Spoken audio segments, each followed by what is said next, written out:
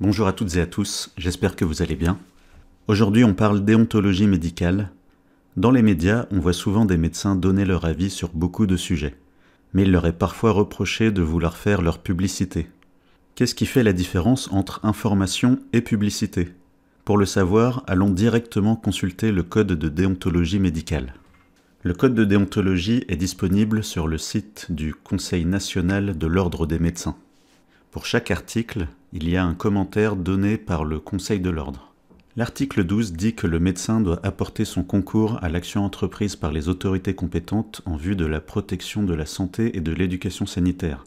Concrètement, ça veut dire que le rôle du médecin ne se limite pas aux actes qu'il accomplit pour chacun de ses patients.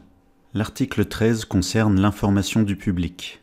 Lorsque le médecin participe à une action d'information du public de caractère éducatif et sanitaire, quel qu'en soit le moyen de diffusion, il doit ne faire état que de données confirmées, faire preuve de prudence et avoir le souci des répercussions de ses propos auprès du public. Il doit se garder à cette occasion de toute attitude publicitaire.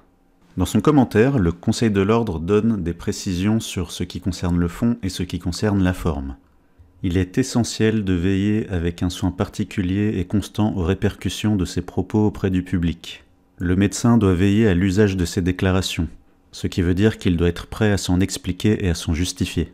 Le médecin doit se garder d'un excès de confiance en ses facultés personnelles.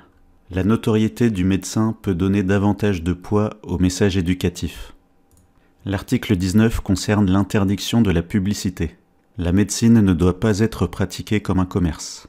La santé n'est pas un bien marchand. La médecine est un service. La déontologie du médecin doit se résumer à privilégier l'intérêt du patient. Sa participation à l'information du public doit être mesurée et la personnalité du médecin qui peut valoriser le message éducatif doit s'effacer au profit de ce message. Le médecin doit également se garder de toute attitude publicitaire lorsqu'il présente son activité sur un site internet. Les informations qui excèdent de simples informations objectives constituent une présentation publicitaire. Je ferai en sorte de respecter ces règles.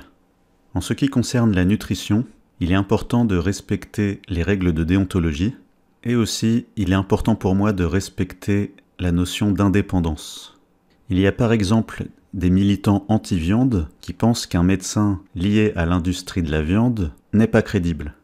Dans mon cas, je préfère rester indépendant de l'industrie agroalimentaire pour garder ma crédibilité et pouvoir vous informer sans risquer d'être attaqué sur ce point.